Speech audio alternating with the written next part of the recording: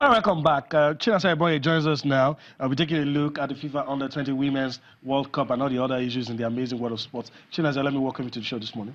Good morning, Yemi. Good morning, Cecilia.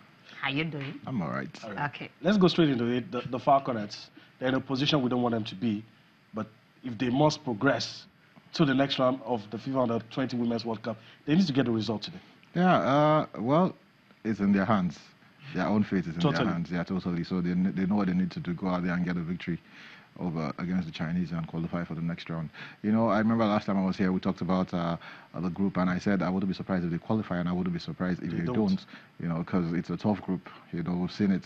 Even the Haitians that were a lot of us felt will be the weeping girls of the group. Apparently, they were a very hard nut to crack for the Falcons and also for the Chinese. So getting into this particular game, we know we know what we need to do: go out there, get a victory, and you're through to the next round. But after say 2 matches, can they do it? It's possible. You know, at this level, it's very unpredictable. Okay. At this level, it's very unpredictable. Depends on how they decide to come out. I must say, I haven't really been impressed with what I've seen from the girls. You know, it seems like they lack coordination. You know, I've not really seen any. You know, I've not seen anything that will make me want to put my money on these girls and say yes, they will go through. So I think I've been a little bit underwhelmed by their performances. I felt they would show more, have more firepower and all whatnot. But the most glaring thing for me is the lack of coordination between these players, between the girls, and it's really worrying. Yeah, it's worrying. Just maybe when they push to the wall and all that, that's when they will bounce back and see how they can get something, knowing that they actually scored about how many goals in the qualifiers, like 20-something goals, conceded just 2. And that tells you a whole lot. 23 goals, that was how many they scored, and conceded just 2. And Ajibade, scoring goals and all that. But then, coming to this championship, we understand it's a bigger tournament, not being able to just scoring 1 in 2 games, and that was the penalty spot. This maybe today will be different. Well, let's take a look at all the results, that were decided at the weekend, starting from Group B result, where you have Group A, starting from Group A, Netherlands and France. Now, Netherlands will thrash Ghana. France thrashed them 4-0. Both teams have already qualified when this game but I don't understand why they had to do this. This is huge. Ghana, of course, saving the best for last, but then both of them also are out. So Netherlands and France are in the quarterfinals. Any surprises? No surprises there. No surprises? No surprises. Like I told you that the development in France and the Netherlands when it comes to female football has been phenomenal over the past decade. So we're beginning to see the dividends. The dividends, yes. In this one, there should be. Okay. All right. So England and Mexico, 6-1 in that one. Brazil losing to North Korea in this one, a goal to 2. And at the end of the day, Brazil and Mexico are out. That is a surprise for me. That's the unpredictability of female football at this level. Forget the big names, forget whatever. It's all about what they can do on the pitch. And we saw from the first game where Mexico actually held off Brazil by winning that game 3-2, and that set the tone for them. But unfortunately, it didn't really happen for them. And the English team, we've also seen the trickle-down effect for England, how from their from national team down to this level, and how it's beginning to show right now. So yes, England, Korea, DPR, fantastic one for them going through. Yeah, fantastic. I mean, Korea, DPR, I was surprised by the result against Brazil, as you mentioned, because you look at Brazilians when the women's tournament started, they were more like the firepower, but right now, nothing like that. You have Korea. Everybody is investing in it. Everybody is trying to get better. Especially the Europeans. They are really, really invested in female football now. Manchester United have a female team now. They used to have back in the day, but they stopped having, and now they're back. So it just shows you how much the Europeans look at the Champions League in Europe. It's fantastic. The level of competition in the Champions League is high, the female Champions League. So yeah, don't be surprised the Europeans will dominate for a while. Okay, today's fixtures: Japan and Paraguay, and of course Spain and the United States. What do you think? The pendulum will swing in any of these matches? The Spain-USA, for me, that game, I would like to see that game because they have 2 very strong sides. The Americans did start well, but the second game they came out and they had a very, very solid win. So let's see how this one turns out. But Spain today have been solid. I think they've won their 2 games, and so they might just want to, take their foot off the pedal a bit in this particular fixture. So I'm thinking Spain and USA should go through. Okay. All right. Yes, in this one, Japan, Paraguay. Let's talk about the big one. Nigeria. Germany, Haiti, China, and Nigeria. And like you said, I agree with you. If we focus on our own game, we don't need to think about what's happening, because our fate will be decided by our own game. Yeah. Irrespective of what happens. From what I saw in the game against Haiti, one thing that stood out for me was the physicality of the Haitians. You know, I was surprised. They were first to every ball. They looked like they were stronger than us. You know, hopefully I don't. They weren't looking like they were actually stronger than hopefully I hope the Chinese won't be like that physical today. That maybe we might be able to, you know. But I did see. I don't know if it's just. I didn't see the football. finesse that I'm used to seeing from the Chinese girls. It looked like the in the games that I've seen, and that's where my hope is. That's where my hope rests. They don't look as the finesse wasn't there or is not there, but the technicality is there. You know, if you see the two goals against Haiti, you would see that we're well taking goals. You know, the header placing it in the opposite direction. You know, so it shows that they are still very technical. So, and if we do not take our chances, you know, if we play the way we played against Haiti, then I think it will be curtains. Hopefully, it's a different ball game. Like I said, the sort of threats that the Haitians posed, you know, what they brought. I don't think Chinese will bring that. The Chinese will bring a different kind of threat. Hopefully, we might be able to handle this a bit better than we did against the. So who joins Germany? And I know you don't want to make that call, but you have to. Who joins Germany? I'm sit on the fence for this one. I don't know. Okay. All right. We'll let that slide for today. Okay. All right. So let's go elsewhere. Let's and talk about usual news. You talk about Germany. It's a lot about Bayern Munich. And the start of the season, you thought some other teams would, you know, just push them a little bit. German Super Cup, familiar story. The Germans whitewash entering Frankfurt. Revenge. Frankfurt denied them the double, you know, beating them in the cup final. So. And Bayern did what they know how to do best. They took the coach. You know, they either take your best player or take your in coach. this case they take your just coach. Weaken the other side. So I don't really like what happens in Germany. The way Bayern just their strength, especially financially, it's like way above every other competitor. So it's not a surprise anytime you see them. But I think the talking point for me is this man, Robert Lewandowski. He wanted to go. He was woeful at the World Cup. He wanted to go, but the club has made it clear you ain't going nowhere. And he seemed to have accepted that, put his head down and play his football.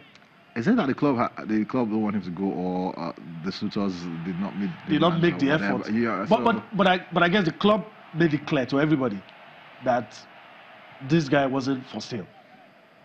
Well, the transfer window is not over. Okay. In other parts, it might be over in England, but it's not over in other parts of Europe. So let's watch this space until the 31st of August. We'll see if he can go to Real Madrid. Is that what you're thinking? I don't know. That's the dream of every player. They want to go there. Another, but his return to Bayern simply means he's a good player. He really wants to stay. I mean, unlike some who just stay back, not resume for holiday and all that. They're from there. They sign for another club. Are you throwing shots at the Belgian? He got a hat trick in this, so it was more like his own show on the day, and of course was able to give Germany their first title. To see how many more they will win. Yeah, this season. It's hard to bet against them winning the Bundesliga. Like I said, every season, Bayern is the big favorites. There, of course, you will also mention teams, maybe Dortmund, Werder Bremen, Leverkusen, but Bayern is always the big favorite. I'm sure if you look at the bookmakers, every season in Germany, Bayern are by far the clear favorites. But what can change their fortunes, before we go to Spain and talk about, what can change their fortunes in Europe? Because in the last 2 seasons, they do well in Germany, but in Europe, and some people will say maybe they need to bring in the younger players, give them more influence like Pep did, instead of relying on the Ribery. No, I don't think that. The competition is different in Europe. You know, it's fierce, it's tougher. You have teams, you have top quality players everywhere. The likes of PSG, the likes of Man City, the likes of Real Madrid, the likes of Juventus. You know, so it's not easy. Madrid have done it 3 times in a row. Before that, you couldn't see it. It would take you a long time to remember the last time a team actually defended the Champions League trophy. So it's not easy. You know, they won it, I think, in 2012 or so, or 2013. I'm talking about Bayern Munich. 2013, yeah. 2013, yeah. But so It will take a while for them. It's not clear cut for anybody in Europe. What Madrid have done is an anomaly, you know. So you don't expect teams to win the Champions League, just twice, even not to talk of 3 times.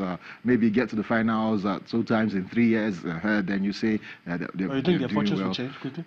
Anything can happen in the European competition on the European stage. Yeah, they're all at the same level. Okay. Yeah, Bayern can win the Champions League. I know that for sure for now. Okay, let's move straight to Spain.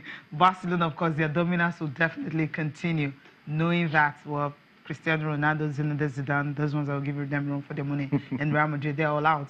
Real Madrid got just to all right. Didn't really get players like that. So, safe to say, Barcelona will rule Spain and Bayern will rule Germany. Are you writing off Madrid already? Let's talk about the Super Cup now. Against Sevilla, they won 2-1, which is a good one for these guys. They struggled a bit, you know, 1 down, equalized, and at the end of the day, we were able to win it. Typical Barcelona style. Yeah, typical Barcelona style. That particular game, I didn't see any of that outcome, you know, for that game. And of course, the good thing was that Sevilla made it interesting, you know, scoring first, trying to hold on, but we're not able to hold on for that long until PK equalized for Barcelona and all whatnot. But it was a good game to watch. At least it wasn't like the final of the Copa del Rey where Sevilla laid down and let Barcelona roll all over them. This was more competitive, so yeah. Expected result, expected outcome. All right, let's talk about the big one now. The English Premier League matches played. Matches played yesterday. I don't know why I'm stumbling. Matches played yesterday. I know why you're stumbling. You lost 2-0. Let's talk about the results. I'm very sure it's going to come up on your screen shortly. Let me run through the results, and Chinas, I will get your thoughts quickly. Arsenal, familiar story really, lost 2-0 at the Emirates to Manchester City. Liverpool, whitewash of West Ham United. Southampton played a draw with Burnley. This is some of the games played on Sunday. These are the results. Your reaction quickly. Early surprises. Unai Emery, is it going to be same of the same? Come on, that was the hardest fixture he could get as a new manager, you know. Very harsh way to start. Runaway next one is champions Chelsea. And everything. So maybe against Chelsea, I think I expect a bit of challenger. It wasn't as if they were blown away by Manchester City, you know, truth be said. But the City side were more clinical. They took their chances when they had it, when the chances came across. But Arsenal were not a total write-off. You know, I still expect them to be in there, you know, and show a bit of a fight. Liverpool. Liverpool, what we expected, you know, blew away West Ham at the start of the first game of the season. West Ham a little bit disappointing. West Ham made they brought in 10 new players, you know, brought in a new coach and all whatnot. So it was a bit flat and disappointing to see them roll over and capitulate like that against Liverpool.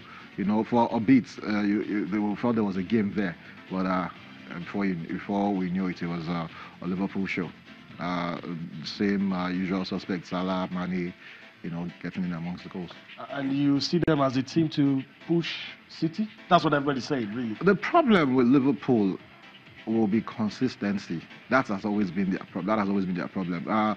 You know, last season you could see that City, if it was one-on-one City against Liverpool, you knew that you couldn't count Liverpool out, and they were basically there and there at the same level or whatnot. But consistency, how well do you play against the other sides? You know, how well do you play against the smaller sides? That's the thing. And City just blew everybody away last season. You know, they kept winning, like going on like a juggernaut. And you know, for some reason, they've been fortunate to be handed a very kind draw at the start of the season. I think their first 6 games, aside the Arsenal game, are all against sides that we expect City to roll over. So Liverpool will have to be consistent, you know, to mount a challenge. Any person, any club rather, in England that actually wants to challenge City, they need to show a bit of consistency. Liverpool did that, man. First day 4-0, and if you check the table right now, the season if I remember last season, Manchester United 4-0, 4-0, 2-0, first 3 games, and what happened, you know? So it's about consistency at the end of the day. Yeah. Okay, but from what Manchester City played, I mean, the cohesion, the composure, and all that, despite the fact that they have some 2 new players and whom started, Riyad Mahrez started, and he played so well. And you think that will just continue, or it's just a one-off? Because you mentioned the fact that their next 6 games are more like a team from the teams that were promoted last season, and also the ones that promoted the 6. That's their next 6 games. So that it already tells you that, okay, these are the teams to That's watch the thing. out for. So But if they start the way we expect them to start, they've beaten Arsenal already. We expect them to go have 6 wins. If they start like that, if they get 6 wins and other teams start drawing and losing and all whatnot, they get a head start. They move. So you need to be consistent to be at that level. Okay. All right. So we're going to break now. When we come back, we're on the home stretch. We'll take a look at the papers and be wrapping up things on the show. Join us again.